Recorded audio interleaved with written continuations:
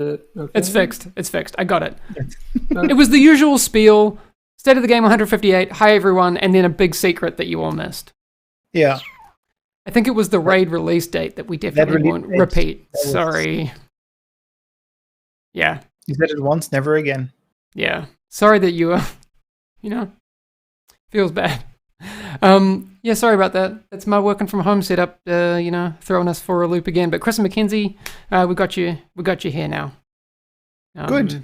And Glad you might have to go back and like reverse engineer some lip reading and stuff for the raid release date.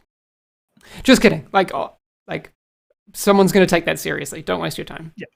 No, not today. We'll give you that raid release date when it's ready. We will give you the raid release date once we're ready. We're doing tests right now internally. So once we're closer to the release date, as I said last week, like we want to give you a heads up for sure. So there's no need to be worried. Like even if you miss state of the game, we will obviously post it everywhere else. Yeah.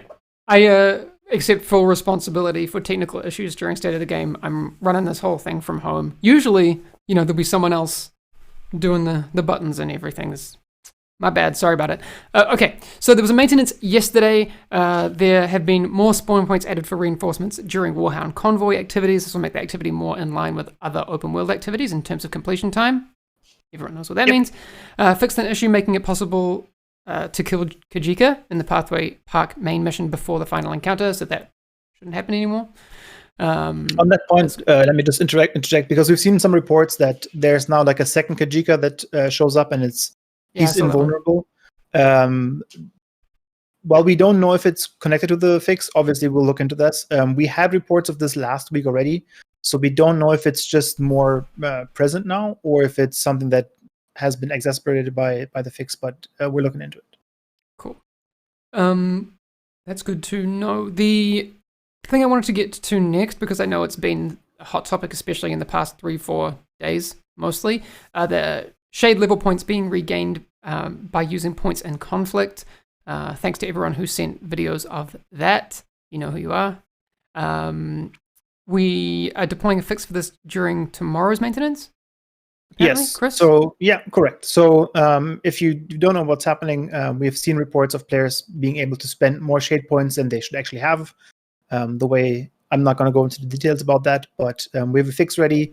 There will be a very short maintenance tomorrow. We don't know the timing yet. We'll be announcing this later today, I hope. We had some issues internally getting the builds ready, but what will happen is if you were a player that used that bug, you'll basically get your points just reset to where you should be. That means you don't have any more points than you should have. And then the only thing that you will have to do is you have to re-spend the points that you have. So if you, for example, were at like shade level 200 and you gained like 10 more points than you should have, tomorrow your points will be at 200 and you will have to re-spend them again into the categories. If you didn't do anything, if you didn't participate in conflict and use that situation, then you don't have to do anything. If you did it accidentally, no worries. We understand that this is a bug that could happen to you if you were just playing conflict and were doing the shade level points, during the PvP mode. So there's no punitive actions, no punitive account actions, no suspensions, no something like that. We're just going to reset the system for those that have had more points than they should have. Yep. Okay. Good to know. I think that's pretty clear. If anyone has any more questions, please let us know. But I'm pretty sure that's clear as, what do they say in Sweden? Sausage water.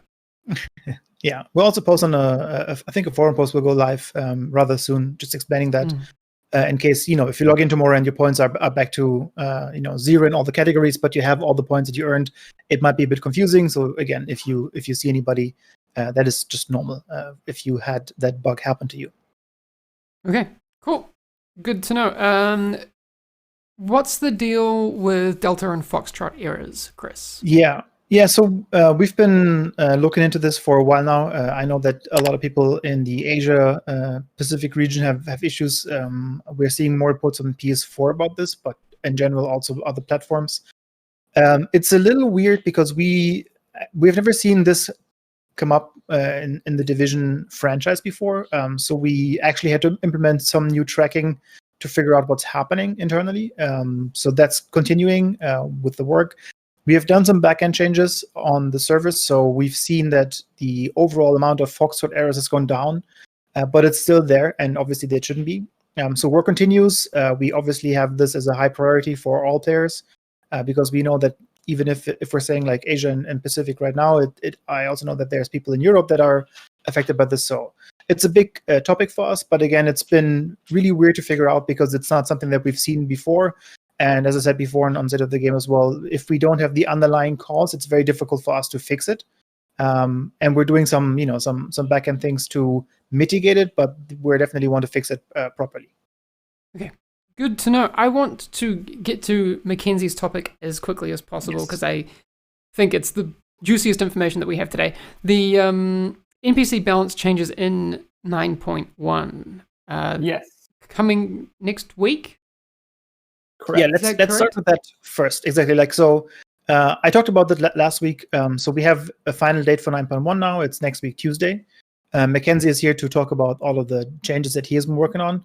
I just want to reiterate again, this also has a bunch of bug fixes. We'll get you a proper list by Monday evening that goes out as the usual maintenance notice. But again, I talked about this last week. So the FPS drops in the Dark Zone, for example, that gets a first improvement next week, Tuesday. I know that people have been reporting that the Oxidizer, if you use the skill on enemies, it actually also reduces the shield, or that does damage to shield to allies. That's going to be fixed. And then the annoying recommended activity tab, that's also going to get fixed next week to have that not be there permanently. And then also the frenzy talent that can stay active, that's going to be fixed next week so that it disappears when you swap weapons properly. I have a full list again next week when we're closer to the patch. Again, this is a client-side update. That means we can do some UI changes as well.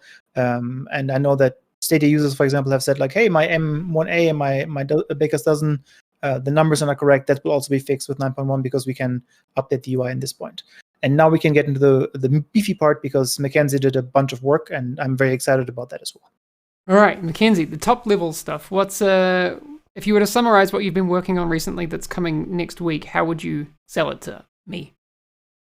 So I'd say that it's ironing out the outliers in the game currently with NPCs. So to be very clear, this isn't a global balance change for NPCs. We are discussing that right now. We're looking at doing that for TU10. Okay. So what we're doing for 9.1 is fixing the skills, weapons, abilities that really stand out as a difficulty spike compared to everything else. Okay.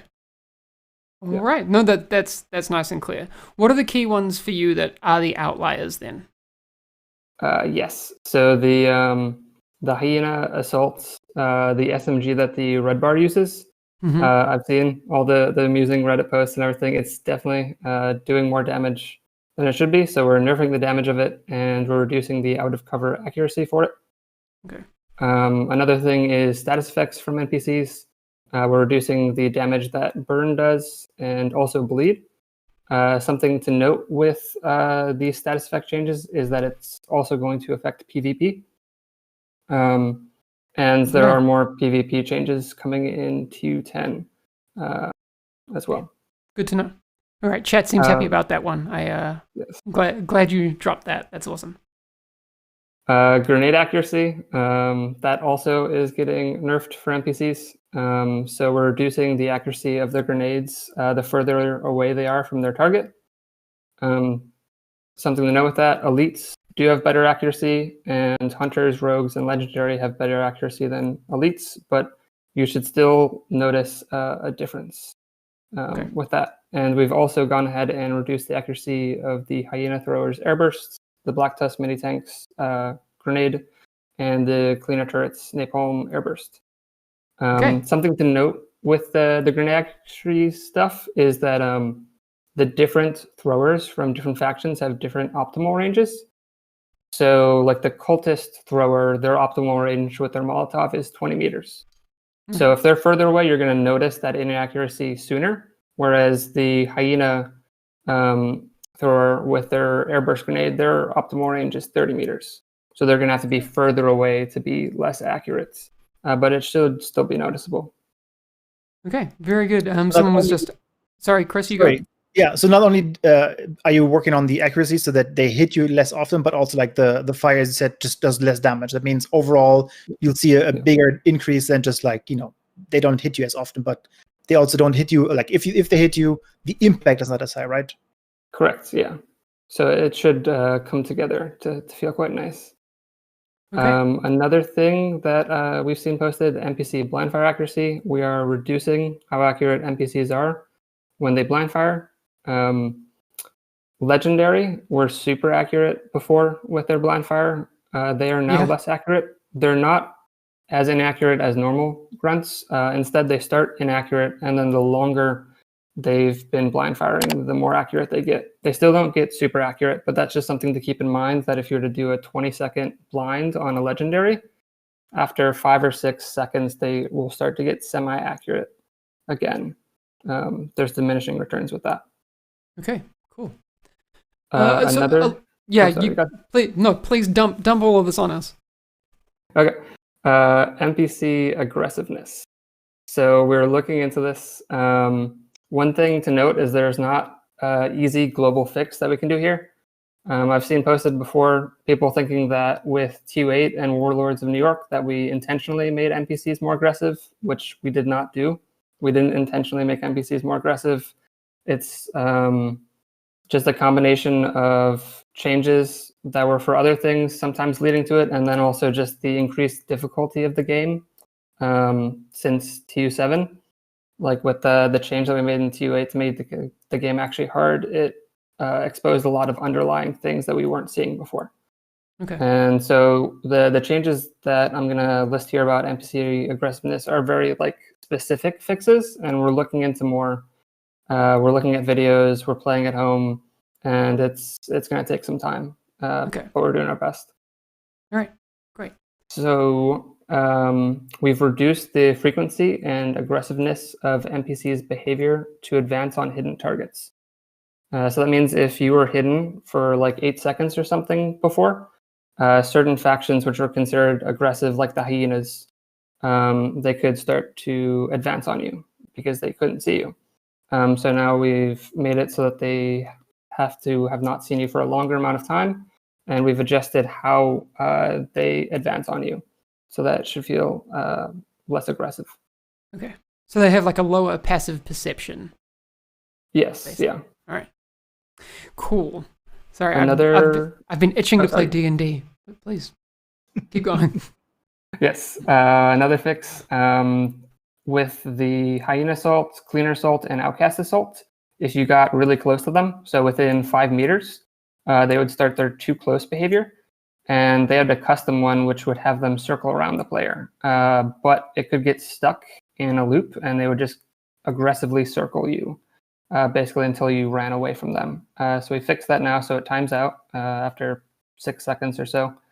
So that should be pretty noticeable as well, that if you get too close to them, they will actually start to back away. Okay. Another fix. Sorry. No, please keep going. I keep thinking you're coming to the end of this list of things, but there's a lot. There's more than I expected. No, this is less than halfway through. I'm like, yes! I'm excited about that. That makes my job really easy. I'm just going to sit here and drink my tea. Sweet. Another fix for NPC aggressiveness, the non-tank NPCs, so people who aren't a heavy, when they were affected by status effects like burn or blinds, they could aggressively path towards you, so they'll no longer do that. If they're on fire, instead, they will try to maintain their existing distance from you or back away. So that should help as well with that. Looking on some buffs for players, we've buffed player skill survivability. So we've reduced how much damage player skills take from NPCs. We've also buffed some player status effects. So we've increased the damage that bleed does to NPCs, poison, and the napalm ensnare from the cleaner's turret. So all of those will do more damage to NPCs now. On that, just because I know that people will be asking questions, that is specifically for NPCs, right? Like in PvP, that will not do anything. We're not increasing any damage in that area. Yes, this is only for NPC. As mentioned before, we actually reduced the bleed and burn damage in PvP. and against players in PvE. Another nerf, which I've seen, I think a post today about on Reddit, the cleaners tank their flamethrower. The range was crazy long, so that's been reduced as well. With the Hyena's RC car, we've seen that's killing people much more frequently than it should. So we've gone ahead and reduced the damage of the RC car explosion. We've reduced how long the lingering fire stays on the ground from the elite RC car. And we've also reduced how often they deployed. And one last one, we reduced how long the burn and confuse status effects applied by the elite RC car explosion, how long those last. So hopefully it feels a lot better to fight against the RC cars now. Similar kind of NPC skill balancing the Black Tusk suicide drones. We've reduced the damage of their explosion, and we've reduced how often they can be deployed. The Black Tusk support station, we've continuing to make changes to that. The support station will no longer heal mechanical NPCs. So it won't heal big dogs, mini tanks, etc. It also will no longer heal destructible props. So those objects in the game that you have to destroy, like doors and stuff, it was healing those, which was totally not intended. And we've updated the legendary version of the support station to have these the checks for the LOS and the healing caps and stuff that we added in TU9 because it had missed those. Damn, dude, you've been busy. Yes, I have. And we got a few more things. Cool. We buffed in-cover blind fire for players. And so what that means is we've reduced the size of the player's hitbox against NPCs when they are in cover and blind firing. And so what that means is it should feel less risky for players to blind fire at NPCs from cover. So we've not only nerfed NPC blind fire, but we've buffed your own. So that should be good. And again, I'm just like pointing out these things. As you say, like the hitbox adjustment, that's again only in PvE. So if you're playing PvP, there will be no adjustment, will be the same. If players blind fire at you, you'll have the same chance to hit them as you had before 9.1. Correct. Another fix that we did, armor kits that NPCs use will no longer completely heal them. We had done this fix on some bosses already in TU9, but we'd missed bounties and a few of the specific bosses. So that should make it feel a bit better when you're finding a bounty and they don't all of a sudden magically heal to 100%. Instead, they'll heal to like 80% and then 70 and 60 if they have more medkits, which they typically don't. To note there, hunters still heal completely, but that's because they're hunters. We've also adjusted status effects priorities for NPCs so that ensnare is more important than blind or burn. So what that basically means is that if an NPC is ensnared, they will not move now. Because we saw the videos of where if you ensnared an NPC, but if you blinded them first, they still ran around, which was not intended. Another fix, the NPCs could throw a firefly, which did an excessive amount of damage. I think we saw the video posted a couple of days ago, where like the boss threw out a firefly and it just one-shotted a player, which was definitely not intended. So that will no longer happen. And the last fix that we got for 9.1 NPC-wise is we lowered the likelihood of tank to rush your hives and turrets to stomp them. So it should make them not rush towards you aggressively for those. And that's all that I got. That's a lot. 9.1 already. Dude, oh. I gotta say, I didn't expect as much in 9.1, and this is just as it pertains to NPC fixes. Chris, do you have any top-level information about other things that are being bundled in 9.1, or is this the focus? This is the focus, I think. Again, there's going to be a bunch of bug fixes as well, especially looking at talents and what we can bring in to fix those things. Like I know that Negotiator's Dilemma, for example, is an ongoing topic and things like that. So we're looking to bringing those before. I don't have the list ready yet, especially because some of the server side things, so that are not needed to be in the data part, are not done yet. So we are still continuing work on this. As I said, on Monday we'll have a full list. That also will include all of the NPC changes that Mackenzie just talked through. So if you missed some of them, they will be on the forums. I know that Joker will put them up on Reddit as well. So if you haven't gone, or if you just tuned in, you'll see the whole list that Mackenzie just posted. And I want to also say something that I saw in chat, like, oh, now it's going to be way too easy. That's not the goal of this. Like, as Mackenzie said, I just want to repeat this. There's other things that we can look at for TU10. And the cool thing about 9.1 and why I love that Mackenzie just put everything in there is if we look at 9.1 afterwards and your guys' feedback is like, okay, now it's good, then we also know that we don't necessarily have to twiddle around with the global settings. And if you say, like, oh, now, like, I can run Legendary in 2 minutes, and we can also say, like, okay, maybe we can use some other dials and notches to fix it or to change it again, right? So TU10 is, again, the big one that we'll look at to make the most changes, but 9.1 is giving you a good, I think, look at the difficulty, right, Mackenzie, of, like, where we want this to be. Correct, yeah. So we're going to see how 9.1 goes next week, and we're already looking at TU10. What should we do globally to try to fix things? Cool. I think the first feeling that I get from all of this is that the adjustments that are being made go to address the things that aren't necessarily difficulty related first, but are more unfun things that just kind of make you have that experience that's just like, ugh, when you get one shot by an RC car, you're just like, well, okay.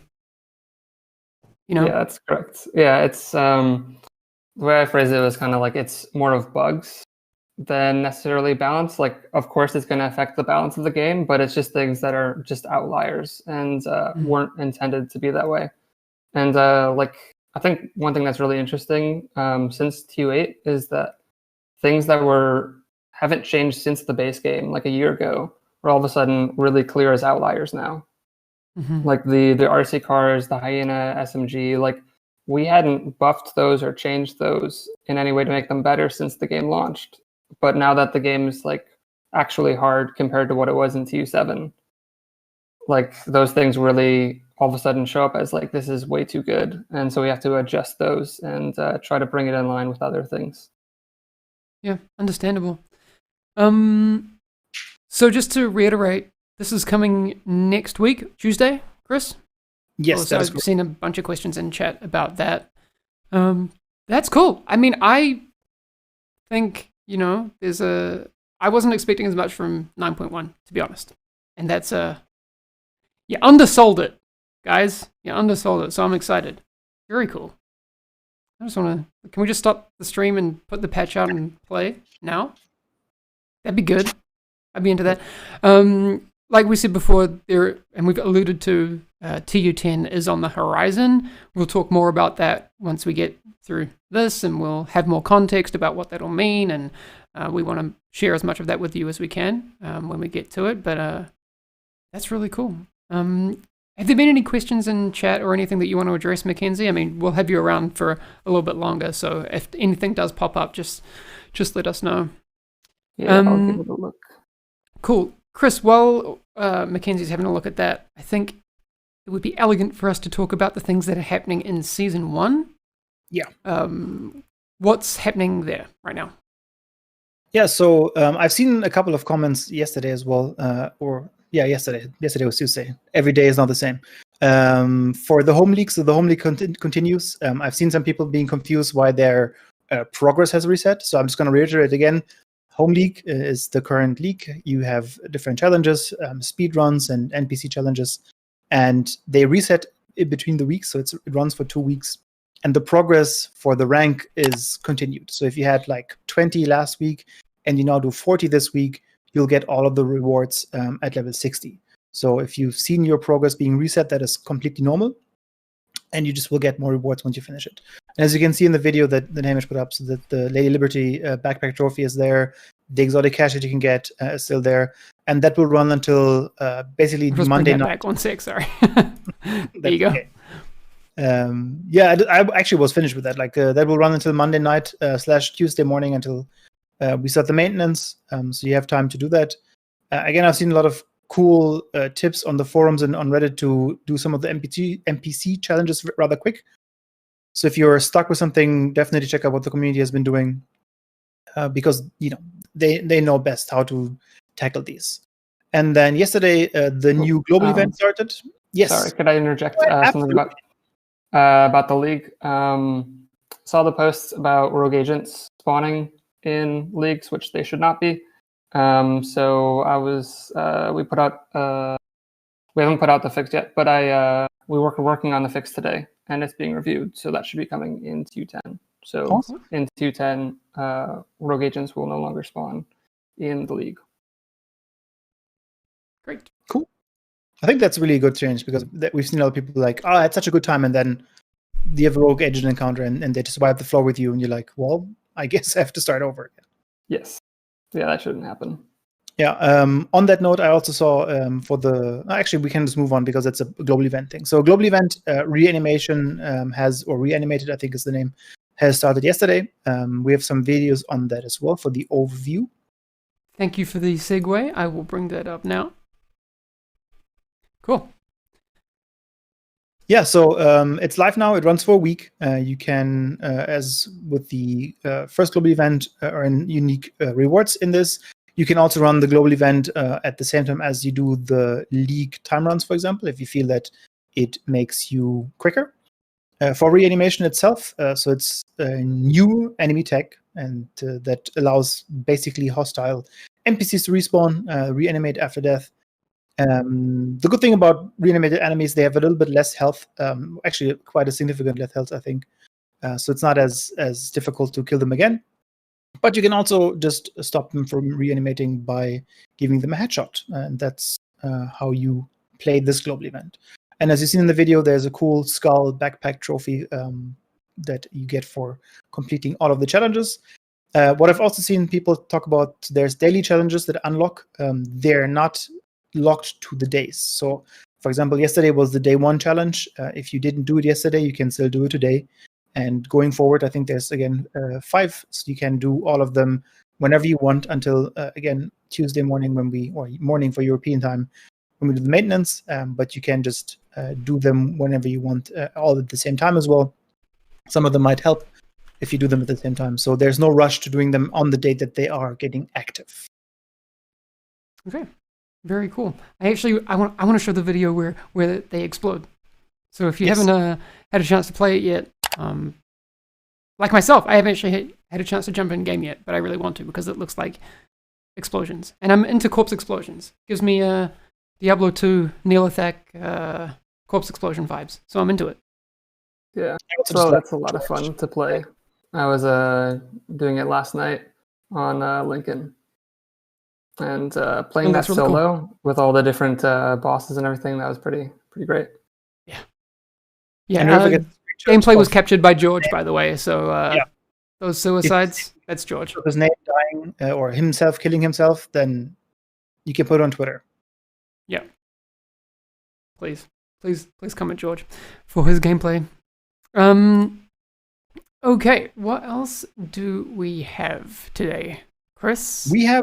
So just a reminder, the Manhunt is obviously going on for the season as well. If you haven't participated in that, there's currently 3 Manhunt targets that are available. The map in Washington and New York has been basically painted by them where they are. You can, again, take them down this week, or you can wait until next week, because next week will be all 4 Manhunt targets available. And then that also means if you have taken them all down, you will be able to access the special mission that is for the prime target, which is Jupiter. And we've been talking about this. The EMP Sticky skill mod will be the reward, or one of the rewards that you get from killing Jupiter. And again, you can do all of them next week if you want to wait. You can also start progress this week already on the 3 that are available. And I also want to mention, because we've said that in the past, so the EMP Sticky skill mod will become available after the season ends. So you know, if for some reason you're not available until like June because you have to go somewhere or you have to do something, that's fine. We will find a way to make it available via gameplay. It will likely not be available immediately after the season ends, just because we do want to reward players that are participating in the Manhunt during the season, instead of waiting for it to end is the better alternative. That's not quite where we want to go with it. And if they're, we know that people wanted to play the special mission that we've talked about for Jupiter as well after the season ends. We'll see how that goes and where that goes. Maybe that's something that we can talk about with Trick and one of the future state of the games as well. Perfect. I like it. There's also, I want to talk about the sports ball outfits. Go quickly as well. So what's happening there, Chris? Yeah, so for those that haven't looked into the apparel shop yesterday, we just wanted to highlight this because we've actually got a bunch of DMs on this. So the Team Spirit outfits are now available for purchase. They were previously not available for purchase, but they now are. So you can get them in the shop for premium credits. And you can see the action shot here. And then we also have all 4 outfits, I think, next to each other.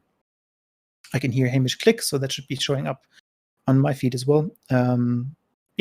Again, we normally don't, talk about these too much, but I know that a lot of people were very interested in getting them, and you weren't able to get them in the in-game store for a while now. So now they're available. And the same goes for the tactical response outfit, which was a early purchase bonus if you pre-ordered Warlords of New York, that you can also now buy if you want. Cool. All right. Good to know. What else is going on, Chris? Is there anything else we need to get to? Or Mackenzie, were there any questions that you saw? Yeah, let's go. Go with Mackenzie first if he has anything to add. Yeah. I saw a question about status effect duration for NPCs. We're not adjusting that quite yet. We've only changed the damage. And we're going to see how that goes with 9.1, and then we'll look at if we need to make additional changes. That's kind of the case for all of 9.1, that we're going to see how it goes, see how it looks, see if maybe the changes to the Hyena SMG aren't enough, or we're just going to really look at the situation, and if more changes need to be made, then we're going to make them. Because the game should be fun, and that's just kind of, we need to find the right point for everything to be at. The game should be fun. That sounds like a really good design ethos. I have a couple of questions for you, Mackenzie. I saw in chat that someone has recognized you from your House Hunters International fame. No. Should I not point this out? Oh, no, it's fine. Fun fact. Yeah. Someone else at Massive was also on House Hunters International. Yes. Yeah. Noel Walling. You may have seen that before. It's good stuff. Yeah, we worked together. We actually had the same realtor on the show. There you go. My partner actually makes a B-roll, a really convoluted B-roll appearance in Noel's episode. Anyway, there you go. And also, Nice. How do you keep your hair looking so presentable? Oh man, showers. But have you cut it? No, I just lockdown? got lucky. I had a haircut on Valentine's Day actually, so it was right kind of before That lockdown. looks fantastic for Valentine's Day Smart. cut. Yeah. Well done. All right. I've seen some question on 9.1. So that's again next week, Tuesday, normal maintenance time. When that come out, then I see a very angry, all caps chat message about loot.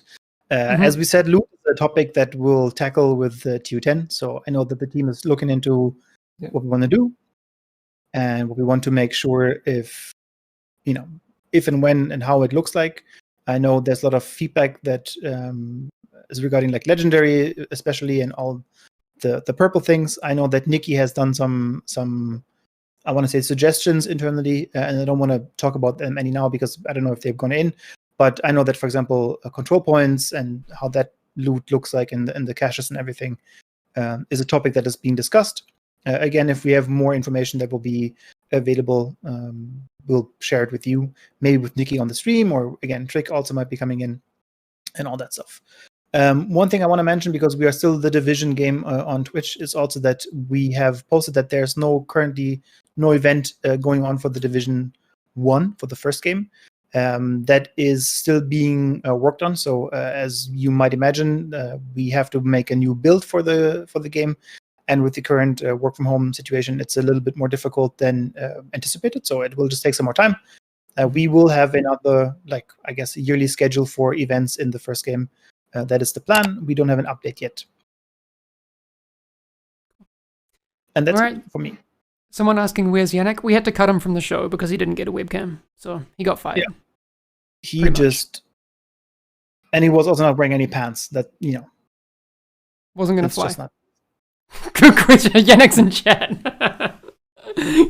Get a webcam, Yannick. Get a webcam. I miss you. Okay. There's a couple of really cool agent highlights I want to get to today. I know, like, we've had a lot of information, so thanks, Mackenzie. Super appreciate it. Yes. Some people aren't super interested in agent highlights. I am. We've had the information. Yannick says you don't want to see my hair right now. I do, actually. All right. Wait, agent highlight. I just saw something in chat that is really important. Yannick just said that he's not Mackenzie, and I'm confused. What? Yeah. Something that I don't quite understand with that. All right. Agent highlight number 1. It's an update from SHD Umbra. This one is super cool. So Chris, I think you'll be able to see this one. Umbra's been hitting us with a bunch of really cool miniatures, but this one's my favorite so far. Joe Ferro. That's 10 out of 10 for me. Super, super cool. Super awesome. I'm into it. I just like the details in this. Like, again, I have no talent whatsoever. So whenever you guys like show us what's going to be on the show, I'm just like blown away. No talent with miniature painting, or just no talent across the board? No talent. Like, I just don't know how I got here. So okay, all right. And then this next one is a really cool story. So LDB Gaming with the Rogue Watch tattoo. I was blown away with it at first, and we got into a little bit of a Twitter exchange about it. The rest is, I don't know, maybe it's just me, but my least favorite part to get tattooed on, so we were chatting about that. And then he sends me a link of his video. He's doing it to himself. Like, yeah. That's when you just insane. said that before, I was like, that's not, I would just like die because I heard how painful that is. And he just like casually makes like a really cool tattoo as well by himself on his own wrist. Yeah, that is awesome. So if anyone has any of you mods, if you can go to LDB Gaming on Twitter and then find the YouTube link, it's pretty recent, and just post it in chat, it's insane. Like, anyway, I'm mad impressed. So LDB Gaming on Twitter if you want to see some of that. It was for his 10,000 subscriber celebration. So what do you do for 20,000 to top that? I don't know. I'm not sure. Because that's I don't know. Maybe you get like a Fei Lao tattoo on your face. That's I kind of. I'm giving the idea. Yeah. Oh, you could. Okay. You could like get, I don't know, Sawyer's knee pads like tattooed on your knees. That'd be pretty sick. Chris, why aren't you committed to this idea? That sounds mighty painful. Yeah. One that, and then 2. I like, you know. Yeah. Okay. It looks good on you. I have to say that, but like, I don't think I'm the tattoo guy. So there's some great ones coming in from chat. Phoenix logo on the forehead. I like it. Imperial holster tattoo on thigh. I like that. Cleaner mask on face. Do it. Just commit. There's no problems with that idea. Yeah. Hunter masks on face. Just do it. Don't think twice. I guarantee it'll be just a 10 out of 10 idea. Okay. That is all for today, unless you guys have anything else you want to get to.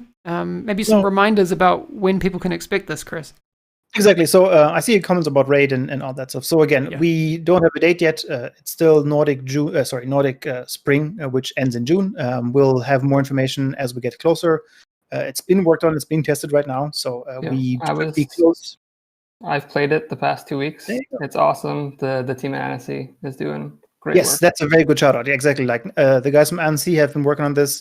We're testing it now as well. There's no plans to delay it further, as I see here. Again, we are in a weird situation working from home. The testing is also weird and all that stuff. So like just us playing internal builds is difficult. So just keep that in mind. And then, as I said last week as well, we do believe that we dropped the ball a couple of times with the testing and the balance and all that stuff. So we've been pushing for a PTS. PTS means we need more time.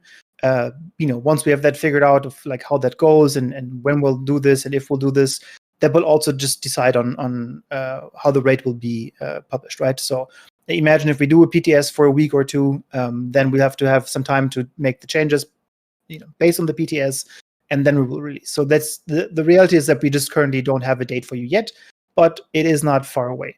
So it's not going to be winter or something like that. We want to stick with the spring, and that's all we can say. But we will give you enough heads up on the changes and when it's coming so that you can be prepared.